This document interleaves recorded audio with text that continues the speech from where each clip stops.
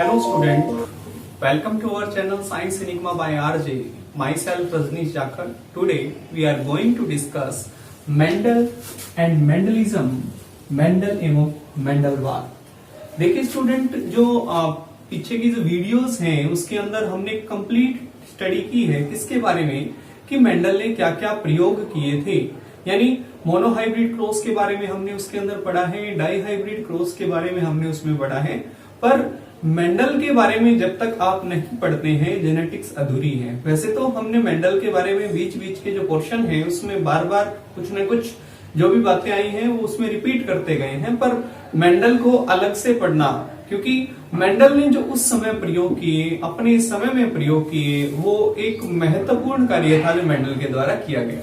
तो मेंडल जो थे उन्हें फादर ऑफ जेनेटिक्स कहा जाता है। यानी फादर ऑफ जेनेटिक्स जो थे कौन थे? मेंडल। यानी उनका पूरा नाम क्या था? Gregor John Mendel. देखिए स्टूडेंट, उनका नाम जो था वो जॉन मेंडल था, पर ये जो ग्रेगर की जो उपाधि है उनको जो जिस चर्च में वो काम करते थे, यानी जिस चर्च में वो पादरी का काम करते थे, जिसे हम सामान्य भाषा में पुजारी कहते हैं या पादरी कह दें चर्च के अकॉर्डिंग, तो वहां उनको उस मठ के द्वारा, उस चर्च के द्वारा ग्रेगर की उपाधि दी गई थी। इसका मतलब फादर ऑफ जेनेटिक्स किसे कहा जाता है? ग्रेगर जोहन मेंडल को कहा जाता है। ग्रेगर जोहन मेंडल का जन्म जो था वो 1822 ईस्वी में हुआ और उनकी मृत्यु जो थी वो 1884 ईस्वी में, यानी 1822 में उसका जन्म हुआ था और 1884 में उनकी क्या हो गई थी? डेथ हो गई थी। जन्म स्थान जो था वो था ऑस्ट्रिया के हेजनबर्ग प्रांत में सिलीसियस ग्राम था। यानी ऑस्ट्रिया जो है जगह का नाम है, ऑस्ट्रिया के अंदर एक प्रांत का नाम है हेजनडॉर्फ और उसके अंदर गांव का नाम है सिलीसियन ग्राम, जहां मेंडल का क्या हुआ था? जन्म हुआ था। काम क्या करते थे? चर्च में पादरी का काम करते थे, पर इनका इंटरेस्ट शुरू में ही रहा है। यानी इंटरेस्ट इसलिए रहा है कि आप यूं समझेंगे कि मेंडल एक पादरी थे, उनको इन चीजों से क्या लेना था? उद्यान मटर पे प्रयोग के बारे में वगैरह के बारे में, इन सब से उसका क्या लेना देना था? पर आप ये समझिए कि मेंडल जो थे वो ही पढ़े लिखे थे। यानी उन्होंने जो वियना यूनिवर्सिटी है उससे क्या किया था? वियना यूनिवर्सिटी से फिजिक्स और बॉटनी की स्टडी की थी। यानी हम बात करें भौतिक विज्ञान और जब हम बात करते हैं वनस्पति विज्ञान, दोनों का अध्ययन मेंडल ने किया था। ऐसे नहीं है कि वो पादरी थे मतलब अनपढ़ थे, ऐसा नहीं है। इसलिए वो जो थे इंटरेस्टिंग थे अलग अलग वनस्पति के ऊपर प्रयोग करने के लिए, और इसीलिए जो हम बात करें उन्होंने प्रयोग किए किसके ऊपर? उद्यान मटर के ऊपर, जिसका साइंटिफिक नेम हम बोलते हैं पाइसम स्टाइवम। और कब से लेकर कब तक प्रयोग किए उन्होंने? 1856 से 1863 तक, और इसलिए बोला जाता है 1856 से 1863। यानी मेंडल ने 7 वर्षों तक लगातार प्रयोग किए, 7 वर्षों तक लगातार प्रयोग किए। और आप यूं मान लीजिए कि कोइंसिडेंट मान लीजिए कि 7 वर्षों तक जो प्रयोग किए वो 7 लक्षणों को लेकर किए। यानी 7 लक्षण, 7 साल मेंडल का जो प्रयोग था 1856 से लेकर 1863 ईस्वी तक चला। अब एक बात समझिए, लगातार इन प्रयोगों के द्वारा मेंडल ने बहुत सारी चीजें बताई। आप यूं समझिए कि मेंडल ने वो जो बातें हैं वो बताई थी, ना कि अपने नियम दिए थे। उनके नियम जो थे वो बाद में दिए गए थे। मेंडल ने तो जितने भी प्रयोग थे उसका डाटा जो था वो एक साथ पब्लिश किया था और उसको बाद में नियमों में बदला गया। अब यूं समझिए कि मेंडल ने उस समय ये बातें बता दी थी, पर वास्तव में इनका जो प्रयोग था, इनकी जो बातें थी वो 1900 में जाकर लोगों के समझ में आई। यानी मेंडल की मृत्यु के कई सालों बाद, लगभग 16 साल बाद, यानी जब तक मेंडल जीवित थे उनकी बातों को किसी ने नहीं माना। लोग उनको पागल कहते थे, यूं समझ लीजिए आप, क्योंकि इतने बड़े साइंटिस्ट थे, उनकी बातों को उस समय नहीं समझा गया। इसका कुछ न कुछ तो कारण रहा होगा कि इतनी बड़ी बातें जो उन्होंने कही थी, इतनी प्रयोग के बाद जो बातें कही गई थी, उनको क्यों नहीं समझा गया? उसके कारण है। कारण ये है कि जिस समय मेंडल ने इन प्रयोग किए थे, इन प्रयोगों के बारे में बताया था, उस समय डार्विन युग था। वो डार्विन की बहुत हम मान सकते हैं कि महत्ता थी। यानी डार्विन का विकासवाद का सिद्धांत उस समय बहुत ज्यादा फेमस था। और जितने भी हम कहें कि वैज्ञानिक थे या हम बात करें कि वनस्पति विज्ञान को जानने वाले लोग थे, वे सब जो लोग थे उनका ध्यान डार्विन के विकासवाद के सिद्धांत की तरफ था, यानी थ्योरी ऑफ इवोल्यूशन की तरफ था। और उस समय जो मेंडल के द्वारा कही गई बात थी उनकी तरफ किसी का ध्यान नहीं गया। तो इसका मतलब डार्विन का जो प्रभुत्व उस समय था, या डार्विन के विकासवाद का सिद्धांत जो फेमस उस समय था, और सभी जो हम बात करें कि ज्ञानविद जो थे उनका ध्यान डार्विन की तरफ था, और उन्होंने मेंडल की थ्योरी की तरफ जो था ध्यान ही नहीं दिया, मेंडल के प्रयोग की तरफ ध्यान ही नहीं दिया। दूसरी बात क्या थी कि मेंडल ने जो अपने प्रयोग थे वो एक लोकल मैगजीन में प्रकाशित करवाए। यानी लोकल मैगजीन मतलब आप यूं समझ लीजिए कि आपके गांव में या आपके आसपास कोई अखबार आता हो, जैसे जिसे हम लोकल अखबार बोलते हैं, जो आपके सिटी का अखबार होता है। जैसे हम कहें कि भादरा सिटी का कोई न्यूज़पेपर है, वो इंडिया के लोग उसको नहीं जानते हैं। जैसे कहीं हिसार सिटी का कोई न्यूज़पेपर है तो ऑल इंडिया में उसे कोई लोग नहीं जानते। इसका मतलब वो एक लोकल, वो एक सीमित दायरे में अखबार आता है। और आप यूं मान लीजिए कि उसी तरह वो एक सीमित मैगजीन थी जो कुछ लोग ही उसको परचेज करते थे, पढ़ते थे। इसका मतलब उसका जो प्रयोग था वो कुछ लोगों तक ही पहुंच पाया, यानी वो एक लोकल मैगजीन में प्रकाशित किया गया जिसका डिस्ट्रीब्यूशन लिमिटेड था, यानी जो उसका फैलाव था, या हम बात करें कि उसकी लोगों तक पहुंच थी वो लिमिटेड थी। इसलिए जो मेंडल का प्रयोग था वो सफल नहीं हो पाया। सफल मतलब उसको प्रसिद्धि नहीं मिल पाई। इसके बाद तीसरी और सबसे बड़ी बात, देखिए स्टूडेंट, हमने मोनोहाइब्रिड क्रॉस पढ़ा है, डाई हाइब्रिड क्रॉस पढ़ा है, एक संकर संकरण के बारे में हमने स्टडी की है, द्वि संकर संकरण के बारे में स्टडी की है। और उसके अंदर हमने एक चीज जानी है। एक चीज क्या जानी है कि मेंडल का जो भी मोनोहाइब्रिड क्रॉस था या डाई हाइब्रिड क्रॉस था, एक संकर संकरण था या द्वि संकर संकरण था, उसमें आपने लक्षण प्रारूप और जीन प्रारूप यानी फिनोटाइप और जीनोटाइप के बारे में पढ़ा। और उसका जो रेशियो था वो 3:1, 1:2:1 अगर मोनोहाइब्रिड की बात करें, और डाई हाइब्रिड की बात करें तो 9:3:3:1, और उसके जीनोटाइप की बात करें तो 1:1, 2:4:2, 1:1। इस तरह से एक लार्ज मैथमेटिकल जो है चीजें आपके सामने, डाटा है, स्टेटिक्स है, वो आपके सामने आया है। पर आप यूं समझिए कि मेंडल एक जीव वैज्ञानिक है, वनस्पति वैज्ञानिक है, पर वो बात कर रहे हैं किसकी? मैथमेटिक्स की, यानी वो बात कर रहे हैं गणित की। और उस समय के वैज्ञानिकों की ये बात हजम ही नहीं हुई कि जीव विज्ञान में भी, या हम बात करें वनस्पति विज्ञान में भी मैथ का उपयोग किया जा सकता है, मैथमेटिक्स या स्टैटिक्स का उपयोग किया जा सकता है। उस समय के वैज्ञानिकों की ये बात हजम नहीं हुई और उन्होंने इस बात को सिरे से नकार दिया कि ये बात जो मेंडल के द्वारा कही गई है ये सही है। इसका मतलब मेंडल के कार्यों की जटिलता जो थी और उसमें जीव विज्ञान के कार्यों में किसका उपयोग किया गया था? मैथमेटिक्स और स्टैटिक्स का उपयोग किया गया था। और उस समय के जो ज्ञानविद थे उन्होंने इस बात को नहीं माना, यानी ये वो कारण थे जिसके कारण मेंडल जो है वो उस समय प्रसिद्ध नहीं हो पाया।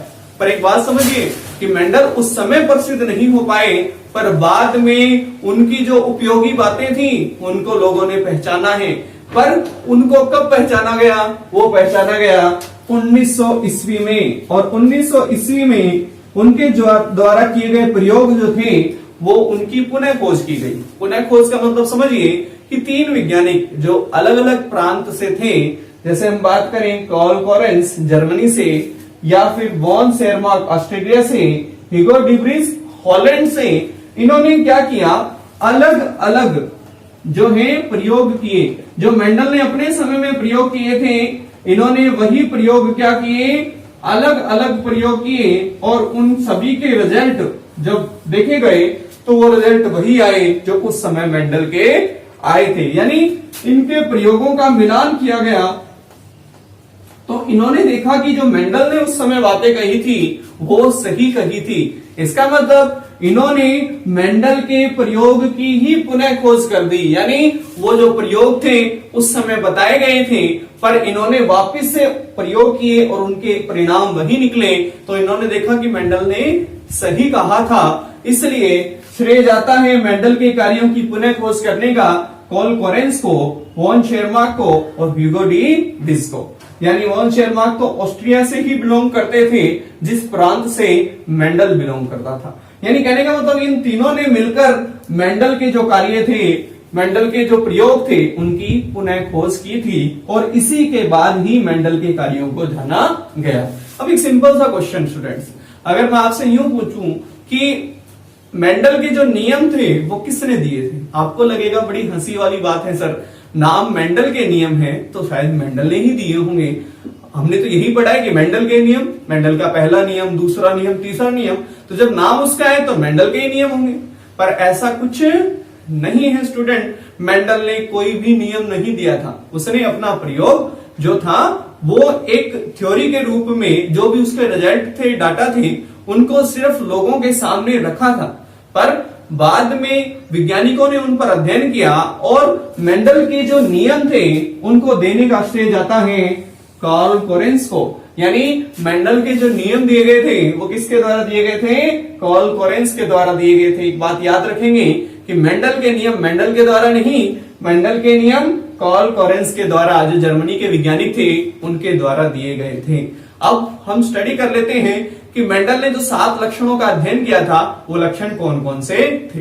मेंडल के द्वारा 7 जोड़ी लक्षणों का अध्ययन किया गया और वो 7 लक्षण जो थे, 7 कैरेक्टरिस्टिक्स थे, वो कौन कौन से थे? तो पहला कैरेक्टर आता है, पहला लक्षण आता है पौधे की लंबाई यानी हाइट ऑफ प्लांट, बीज का रंग यानी सीड ऑफ कलर, बीज की आकृति सीड शेप, फली का रंग यानी पोड कलर, फली की आकृति पोड शेप, पुष्प का रंग यानी फ्लावर का जो कलर था वो, और पुष्प की स्थिति यानी फ्लावर पोजीशन। ये जो चीजें थी, ये 7 जो हम बात कर सकते हैं कि लक्षण जो थे मेंडल ने उनका बारी बारी से अध्ययन किया था।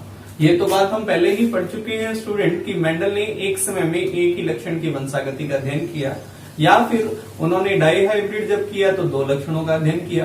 पर उन्होंने जब भी किसी लक्षण का अध्ययन किया है, चाहे वो 1 के बारे में हो चाहे 2 के बारे में हो, बाकी लक्षणों को उन्होंने क्या किया, उनके ऊपर ध्यान नहीं दिया। ठीक है। इसके बाद देखिए कि पौधे की लंबाई की अगर हम बात करें तो सबसे पहले पौधे की लंबाई में 2 लक्षण होते हैं, एक प्रभावी है और एक कौन सा है? अप्रभावी है। प्रभावी और अप्रभावी जिसे हम बोलते हैं डोमिनेंट और रिसेसिव।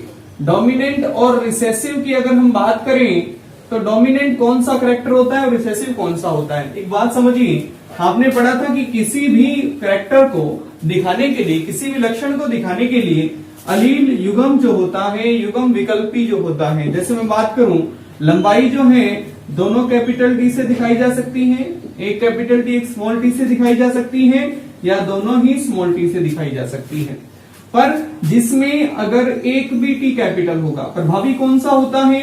जो अपना प्रभाव दिखाता है, यानी जो अलील जो है, अलील युग्म जो होता है उसमें अपना प्रभाव दिखाए वो प्रभावी होता है।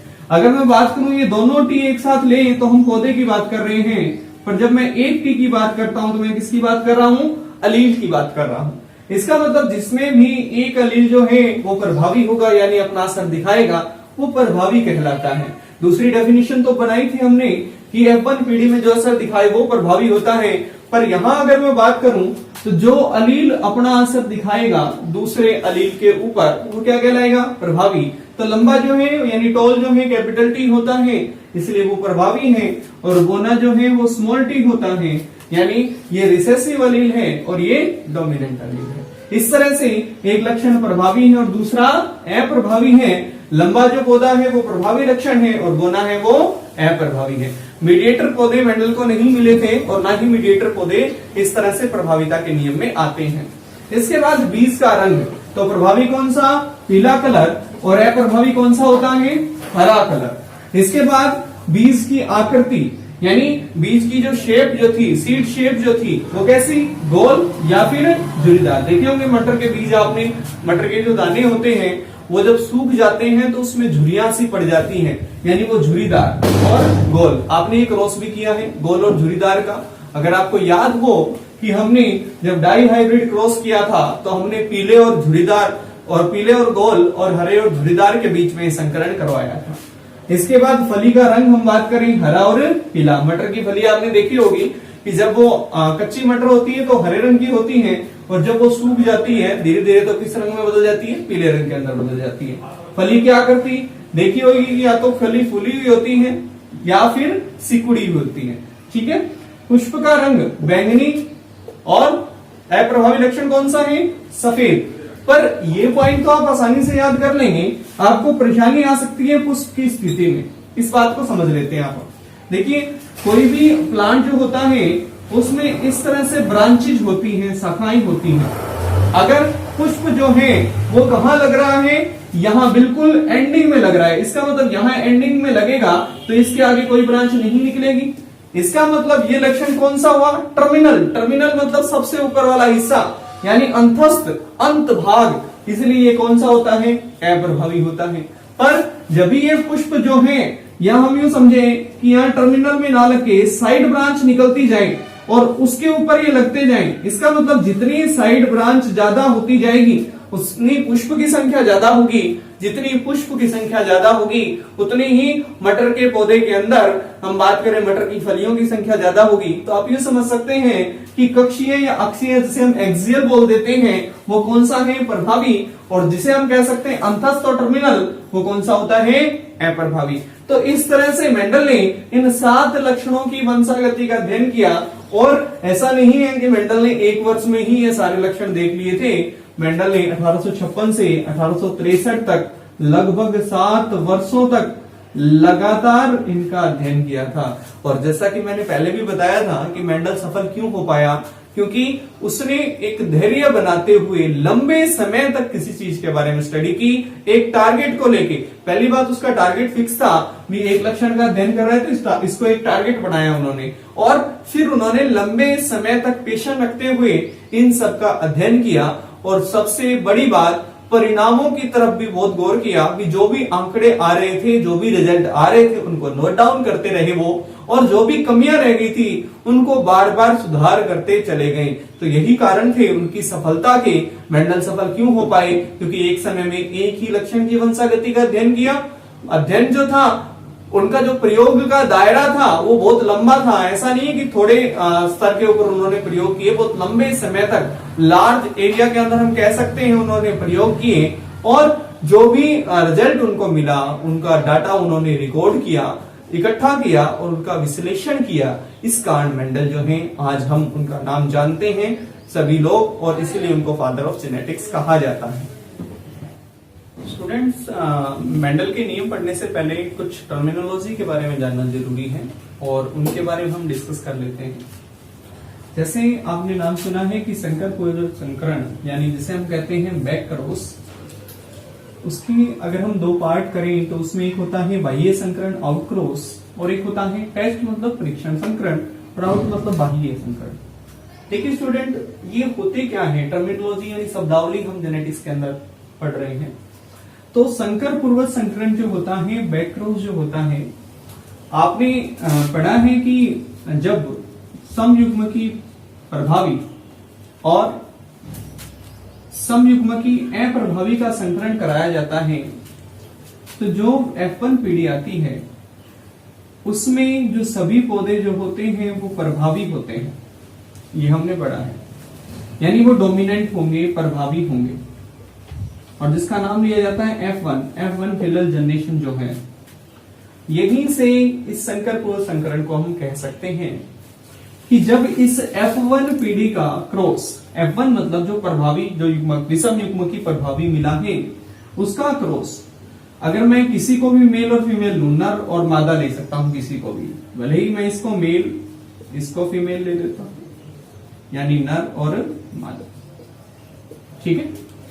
देखिए F1 पीढ़ी का संकरण चाहे मेल के साथ हो या फीमेल के साथ हो, किसी के साथ भी करवा दिया जाए, या तो डोमिनेंट के साथ करवा दिया जाए यानी समयुग्म की प्रभावी के साथ, होमोजाइगस डोमिनेंट के साथ, चाहे समयुग्म की अप्रभावी के साथ यानी होमोजाइगस रिसेसिव के साथ करवा दिया जाए। दोनों ही कंडीशन में जब आप संकरण कराते हैं, क्रॉस करवाते हैं, तो वो क्या कहलाता है, संकर पूर्व संकरण। यानी संकर पूर्व संकरण में F1 पीढ़ी का संकरण F1 पीढ़ी का संकरण किसी भी जनक के साथ करवाया जा सकता है, किसी भी जनक के साथ। जनक मतलब समझ गए ना, जिससे F1 पीढ़ी बनी है। यानी जनक क्या होंगे, या तो होमोजाइगस डोमिनेंट यानी समयुग्मकी प्रभावी, या फिर समयुग्मकी अप्रभावी। यानी किसी भी जनक के साथ करें, के साथ किया जाता है, किसी भी जनक के साथ किया जाता है तो जो संकरण कहलाता है, क्रॉस कहलाता है, उसे हम बोलते हैं संकर पूर्वक संकरण यानी बैक क्रॉस। अब देखिए ये था बैक क्रॉस, पर मैं बात करूं बाह्य संकरण आउट क्रॉस की और परीक्षण संकरण टेस्ट क्रॉस की। तो देखिए स्टूडेंट, अगर मैं F1 यानी F1 जो पीढ़ी आई है, यानी हम बात करें कि हिट्रोजाइगस डोमिनेंट जो कैरेक्टर मिला है उसका क्रॉस भले ही मैं किसी भी जनक के साथ कराऊं, नर के साथ या मादा के साथ, तो वो तो कहलाएगा आपका बैक क्रॉस संकर पूर्वक संकरण। पर इसके दो पार्ट हुए ना अलग अलग, एक में तो आप डोमिनेंट से क्रॉस करा रहे हैं प्रभावी के साथ, और दूसरे में किसके साथ करवा रहे हैं, अप्रभावी के साथ। तो अब यूं यहां समझिए कि अगर मैं F1 का क्रॉस करवाता हूं प्रभावी के साथ, अगर F1 पीढ़ी का क्रॉस जो है, संकरण जो है, वो प्रभावी के साथ करवा दिया जाए, वो क्या कहलाएगा, उसे हम बोलेंगे बाह्य संकरण। क्या बोलेंगे, बाह्य संकरण कहेंगे, यानी आउट क्रॉस कहेंगे। ठीक है स्टूडेंट, इसका मतलब F1 पीढ़ी का संकरण, F1 पीढ़ी का संकरण जब प्रभावी जनक के साथ करवाया जाए, जब प्रभावी जनक के साथ करवाया जाए, जनक के साथ किया जाए, तो वो क्या कहलाएगा, वो क्रॉस, वो संकरण कहलाएगा बाह्य संकरण। अब हम बात कर लेते हैं परीक्षण संकरण क्या होता है। तो इसमें हमने F1 का क्रॉस करवाया किसके साथ, प्रभावी के साथ, पर अगर मैं इसका क्रॉस अप्रभावी के साथ भी तो करवा सकता हूं। इसका मतलब F1 पीढ़ी का जो संकरण है वो अप्रभावी जनक के साथ करवा दिया जाए, किसके साथ, अप्रभावी जनक के साथ। F1 पीढ़ी का संकरण करवा दिया किसके साथ, अप्रभावी जनक के साथ, तो जो क्रॉस होगा उसे हम क्या बोलेंगे, परीक्षण संकरण यानी टेस्ट क्रॉस। परीक्षण संकरण यानी इसको बोलेंगे टेस्ट क्रॉस। यानी F1 पीढ़ी का संकरण, F1 पीढ़ी का संकरण अप्रभावी जनक के साथ किया जाता है, अप्रभावी जनक के साथ किया जाता है। इसका मतलब जिसमें F1 पीढ़ी का संकरण अप्रभावी जनक के साथ किया जाता है तो वो संकरण कहलाएगा परीक्षण संकरण। जिसमें प्रभावी जनक के साथ किया जाता है वो कहलाएगा बाह्य संकरण, और जिसमें किसी के साथ भी किया जा सकता है, दोनों अगर एक साथ हम बात करें उसे बोलते हैं संकर पूर्वक संकरण यानी बैक क्रॉस। अब एक चीज और रहती है इसमें, एक रहता है रेसिप्रोकल क्रॉस। रेसिप्रोकल क्रॉस जिसे हम व्युत्क्रम संकरण भी बोलते हैं, व्युत्क्रम संकरण। ये क्या होता है समझिए, जैसे हमने क्या किया, संकरण कराने के लिए समयुग्मकी प्रभावी और समयुग्मकी अप्रभावी का संकरण करवाया, और जिससे हमें जनरेशन मिली कैपिटल टी और स्मॉल टी। अगर मैं बात करूं कि एक जनक हम ये ले, एक जनक में मैं इसको नर लूं और दूसरे को मादा लूं, इसी तरह अगर मैं दूसरा प्रयोग करवाऊं, फर्स्ट परीक्षण ये किया, दूसरे में मैंने क्या किया, इसको चेंज कर दिया, स्मॉल वाले को नर ले लिया और जो एलील का युग्म जो था कैपिटल टी वाला उसको मादा ले लिया। यानी हमने क्या किया, केवल क्या किया, व्युत्क्रम रेसिप्रोकल, एक दूसरे के जनक को बदलाव कर दिया, बदल दिया।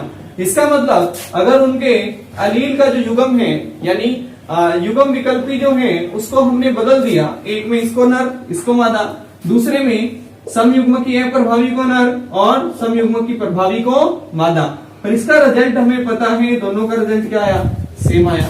दोनों में ही F1 जो जनरेशन आएगी वो क्या आएगी, विषम युग्म की प्रभावी। तो इसे बोलते हैं रेसिप्रोकल क्रॉस, यानी जो जेंडर जो है वो बदल दिया, यानी युग्म विकल्पी को चेंज कर दिया। ये प्रयोग मेंडल ने किया था, किसके लिए किया था, लिंग के महत्व को समझने के लिए भी, जेंडर का प्रभाव क्या पड़ता है जनरेशन पे। और मेंडल ने इनका कंक्लूजन निकाला था कि जो जेंडर है, लिंग है, उसका कोई प्रभाव नहीं पड़ता है क्रॉस के अंदर, लिंग का कोई प्रभाव नहीं पड़ता है। पर यहां मेंडल क्या था, गलत था। यानी उस समय मेंडल ने ये बात कही थी कि लिंग का प्रभाव जो है वो कोई भी क्रॉस करवाई उस पर नहीं पड़ेगा, पर वास्तव में ये बात सही नहीं है। आज हम जानते हैं कि मेल है या फीमेल है, वो डिपेंड करता है कि क्रॉस किसके बीच में हो रहा है। इसका मतलब उन्होंने इस समय ये बात कही थी व्युत्क्रम संकरण के अनुसार, जो गलत थी। बाकी चीजों में मेंडल की बातें सारी सही थी, पर यहां मेंडल क्या हो गए थे, गलत हो गए थे। अब हम बाह्य संकरण और परीक्षण संकरण को डिटेल से एक बार कर लेते हैं कि बाह्य संकरण में रिजल्ट क्या आए F1 पीढ़ी के अंदर, यानी उसके फिनोटाइप जीनोटाइप क्या है F2 जनरेशन के अंदर, और परीक्षण संकरण में भी उसी तरह से। हम इन दो क्रॉस को डिटेल से पढ़ लेते हैं। हाँ स्टूडेंट, अब हम डिफरेंस जान लेते हैं बाह्य संकरण और परीक्षण संकरण के अंदर। तो बाह्य संकरण में हमने देखा कि सबसे पहले जो क्रॉस होगा F1 जनरेशन हम प्राप्त करेंगे, तो हम समयुग्मकी प्रभावी जनक लेंगे और उसका संकरण कराएंगे समयुग्मकी अप्रभावी के साथ, यानी होमोजाइगस डोमिनेंट का क्रॉस करवाया होमोजाइगस रिसेसिव के साथ। तो जो F1 जनरेशन आएगी वो हमें क्या मिलेगी, वो हमें मिलेगी विषम युग्मकी प्रभावी, यानी फर्स्ट जनरेशन, यानी जनकों के संकरण से। शब्दावली आपने पढ़ी होगी कि जनकों के आपस में संकरण से जो संतति प्राप्त होती है उसी को हम क्या बोलते हैं, F1 जनरेशन बोलते हैं। और प्रभाविता का नियम भी हमने पढ़ा होगा कि F1 में जो प्रभावी होता है वही क्या कहलाता है, प्रभावी कहलाता है। तो इसका मतलब दोनों कैपिटल टी दोनों स्मॉल टी क्रॉस करवाया तो हमें क्या मिला, हेट्रोजाइगस डोमिनेंट, यानी विषम युग्मकी प्रभावी। अब हम बाह्य संकरण की जब बात करते हैं तो बाह्य संकरण में आपको याद होगा कि हम क्या करते हैं, F1 जनरेशन में जो भी रिजल्ट हमें मिली है, प्रोजेनी हमें मिली है, उसका संकरण हम किसके साथ करवाते हैं, डोमिनेंट के साथ कराते हैं, यानी समयुग्मकी प्रभावी जनक के साथ करवाते हैं। तो हम बाह्य संकरण करके देखते हैं, यानी हमने क्रॉस कराया किसका, F1 जनरेशन का, किसके साथ क्रॉस करवाया, जो डोमिनेंट जनक था यानी प्रभावी जनक था उसके साथ। जैसा कि हमने पहले ही इसमें पढ़ा है कि जब दोनों ही युग्म जो है, अलील के युग्म जो है यानी अलील है वो एक जैसे हैं, तो इसमें से हम एक गैमिट बना सकते हैं, यानी एक युग्मक बना सकते हैं। यहाँ देखिए दोनों में अलग अलग अलील हैं, तो दोनों अलग अलग अलील जो है अलग अलग जनरेशन में जाएंगे। इसका मतलब इसमें हमें कुछ इस तरह से मिले, ये कैपिटल टी यहाँ दो टाइप के हैं, तो इसका मतलब 2 1 2 ही होगा, ठीक है। यानी ये दो है पर ये एक ही तरह का हुआ, इसका मतलब 2 1 1, यानी चेकरबोर्ड मेथड से करें या सिंपल अगर करके देख लीजिए, कैपिटल टी और स्मॉल टी। अब इन दोनों के मिलने से दोनों ही कैपिटल टी और ये दोनों मिले तो कैपिटल टी स्मॉल टी। इसका मतलब इनसे जो जनरेशन मिली इनके क्रॉस से, किसके क्रॉस से, F1 पीढ़ी का क्रॉस किया गया किसके साथ में, F1 पीढ़ी में जो प्राप्त हुई संतति उसका क्रॉस किया गया समयुग्मजी प्रभावी के साथ। किसके साथ किया गया, समयुग्मजी प्रभावी। और उससे जो जनरेशन मिली F1 जनरेशन में जो हमें रिजल्ट मिला, फिनोटाइप किस तरह का है।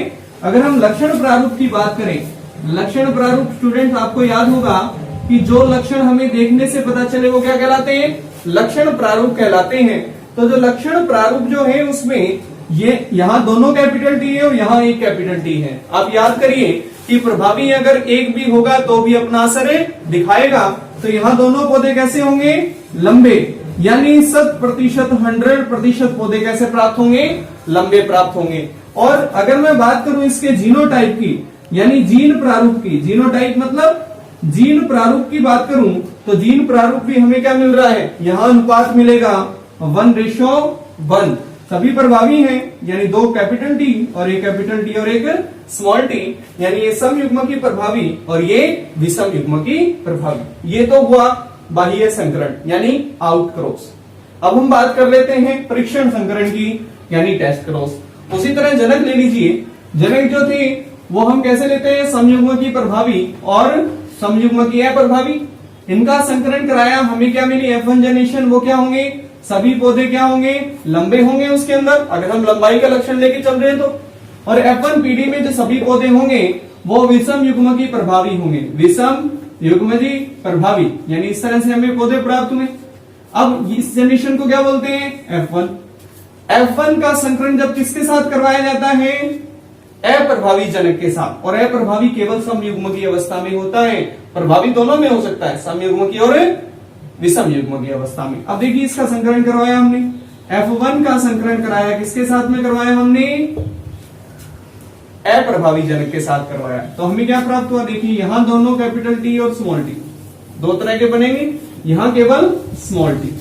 वही मेथड यानी कैपिटल टी स्मॉल टी, और यहां क्या आया स्मॉल टी। तो यहां अगर इनका संकरण हम करवा के देखें तो कैपिटल टी स्मॉल टी और ये दोनों कैसे स्मॉल टी। अब इसको समझिए कि ये पौधा कैसा होगा। आप देखिए इसमें एक कैपिटल टी है, इसका मतलब पौधा कैसा प्राप्त होगा, लंबा प्राप्त होगा। पर यहां देखिए दोनों ही स्मॉल टी है और अप्रभावी लक्षण का बस अब दिखाएगा जब दोनों ही स्मॉल में हो। इसका मतलब ये पौधा कैसा होगा, बोना प्राप्त होगा। इसका मतलब अगर हमें इस चीज की पहचान करनी है कि जिसके साथ हम क्रॉस करवा रहे हैं वो समयुग्म की प्रभावी है या विषम युग्म की प्रभावी है, उसके लिए हम यूज करते हैं परीक्षण संकरण का। किसका यूज करते हैं, परीक्षण संकरण का। एक बार देखिए मैं समझा देता हूं आपको। इसमें लक्षण प्रारूप आपको क्या प्राप्त हुआ, इसमें हमें लक्षण प्रारूप हुआ, क्या प्राप्त हुआ 1:1। बात करें लक्षण प्रारूप यानी सभी पौधे जो हैं 1:1 यानी एक पौधा तो लंबा प्राप्त होगा और एक का रेशो क्या हुआ बोना, यानी 1:1 में आएंगे। जीन प्रारूप आपसे पूछे तो जीन प्रारूप हमें प्राप्त हुआ कितना 1:1। लक्षण प्रारूप और जीन प्रारूप दोनों ही बराबर होते हैं किसमें, टेस्ट क्रॉस में। यानी वो भी क्या मिला आपको, एक तो मिला हमें जो लंबा पौधा था वो कैसा था विषम युग्म की यानी हेट्रोजाइगस डोमिनेंट था, और जो रिसेसिव था वो क्या था समयुग्म की, क्योंकि रिसेसिव हमेशा होमोजाइगस होता है। ये बात हुई। अब एक बात समझिए कि इस परीक्षण संकरण का उपयोग हम किस तरह से कर सकते हैं ये जानने के लिए कि जिसके साथ हम संकरण करवा रहे हैं वो होमोजाइगस है या हेट्रोजाइगस है। एक बात समझ लीजिए, जैसे किसी भी F1 जनरेशन में जो भी चीज हमें प्राप्त हो रही है, जो भी प्रोजेनी हमें प्राप्त हो रही है, अगर उसका क्रॉस रिसेसिव के साथ करवा दिया गया तो हमें दो अलग अलग रिजल्ट मिलते हैं। जैसे यूं समझिए कि ये कैपिटल टी स्मॉल टी था या दोनों ही कैपिटल टी थे, इसका मुझे पता करना है। तो मैं क्या करूं, इसमें मैं दो कंडीशन अप्लाई कर सकता हूं। दोनों कंडीशन में मैं स्मॉल टी के साथ क्रॉस करवाता हूं, यानी रिसेसिव के साथ अप्रभावी के साथ क्रॉस करवाऊं। अगर मैं यहाँ अप्रभावी के साथ क्रॉस करवाऊं तो मुझे जो मिलेगा, जो अभी हम परीक्षण संकलन कर रहे हैं, यानी कैपिटल टी स्मॉल टी और दोनों ही स्मॉल टी रेशियो 1:1। पर एक बात समझिए कि अगर दोनों ही कैपिटल टी होते तो यहां अगर मैं क्रॉस कराता तो मेरे को क्या मिलता, यहाँ स्मॉल टी और यहाँ कैपिटल टी, तो दोनों ही कैसे पौधे होते हैं लंबे। अगर हमें एक पौधा लंबा और एक पौधा बोना प्राप्त हो रहा है, इसका मतलब जिसके साथ हमने F1 में क्रॉस कराया है वो विषम युग्म की प्रभावी है। कैसा है, विषम युग्म की प्रभावी है।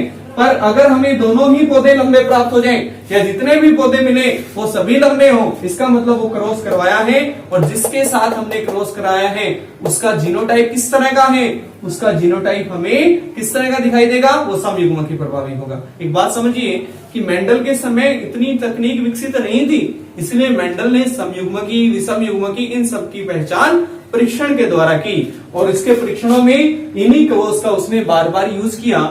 टेस्ट क्रॉस का, बाह्य यानी आउट क्रॉस का, रेसिप्रोकल क्रॉस का, संकर पूर्वज संकरण जैसे हम बात करें, इस तरह से अलग अलग उन्होंने संकरण करा के देखे और उन्हीं से अपने रिजल्ट को फाइंड आउट किया, अपने परिणामों को निकाला।